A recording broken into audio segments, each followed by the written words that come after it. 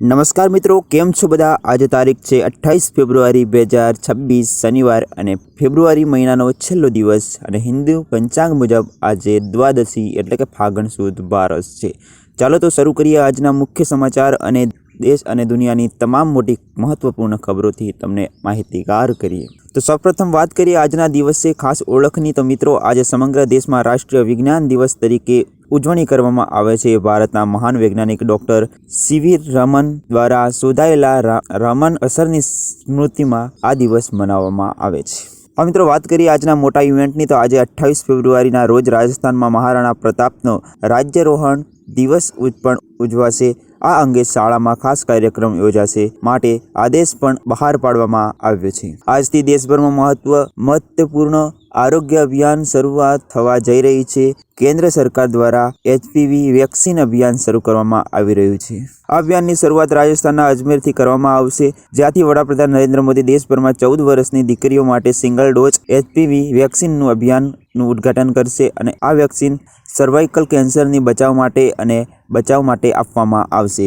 આ ઉપરાંત આજે વડાપ્રધાન નરેન્દ્ર મોદી રાજસ્થાનના પ્રવાસ દરમિયાન અનેક વિકાસ અને યોજનાઓનું લોકાર્પણ અને શિલાન્યાસ પણ કરશે।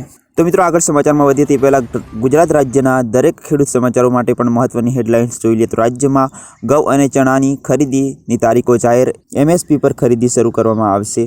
વરસાદી અનિશ્ચિતતાઓને લઈને ખેડૂતોની ચિંતાની વ્યવસ્થામાં ફેરફાર શરૂ કર્યો છે। ખેડૂતો ક્રેડિટ કાર્ડ યોજનામાં વધુ લાભ, વ્યાજ દરમાં પણ રાહત આપવામાં આવશે। કપાસના ભાવમાં સ્થિરતા, બજારમાં ધીમે ધીમે સુધારો થવા જઈ રહ્યો છે। ખેતી માટે સોલર પંપ યોજનાને મળ્યો વધુ પ્રોત્સાહન। પશુપાલકો માટે પણ દૂધના ભાવમાં વધારો, ગ્રામ્ય વિસ્તારમાં ખુશીનો માહોલ જોવા મળી રહ્યો છે। રાજ્યના ખાતર અને બીજની અછત અટકાવવા સરકારી ખાસ કાર્યવાહી કરવામાં આવશે। પાક વીમા યોજનામાં દાવાની પ્રક્રિયા પણ ઝડપી કરવામાં આવી છે। ઓર્ગેનિક ખેતી તરફ ખેડૂતોને વધાર્યો રસ, તાલીમ પણ કાર્યક્રમો પણ શરૂ કરવામાં આવ્યા છે। હવામાન વિભાગની ચેતવણી, આગામી દિવસોમાં તાપમાનમાં વધારો થઈ શકે છે।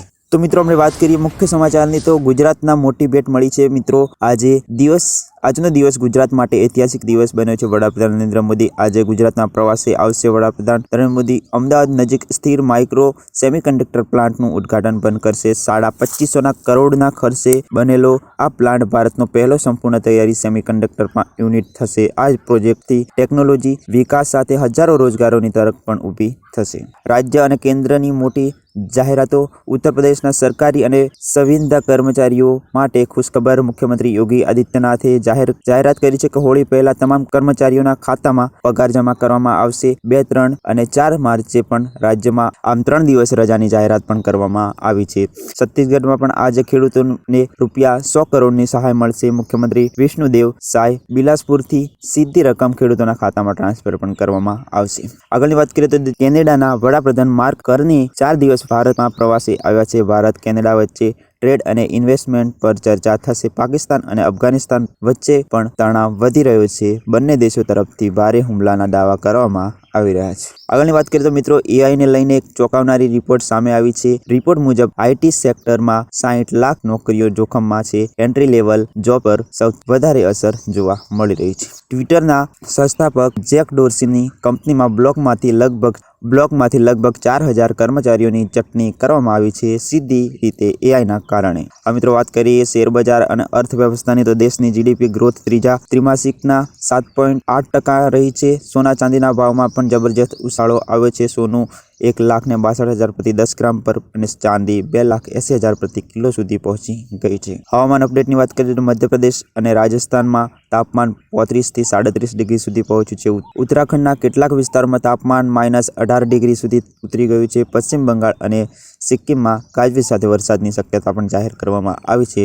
મિત્રો, આ હતી આજની મોટી અને મહત્વપૂર્ણ ખબર। જો તમને આ સમાચાર સારા લાગ્યા હોય અને ઉપયોગી લાગ્યા હોય તો આ વિડીયોને લાઇક કરી તમારા દરેક ગ્રુપની અંદર શેર કરજો। આપણી ડિજિટલ ખેડૂત યુટ્યુબ ચેનલને સબસ્ક્રાઇબ કરી બેલ આઇકનને પણ દબાવી લેજો। તમારો અને તમારા પરિવારનો ખ્યાલ રાખજો। ફરી મળીશું આગામી અપડેટ સાથે। ત્યાં સુધી જય હિન્દ, જય ભારત, જય કિસાન।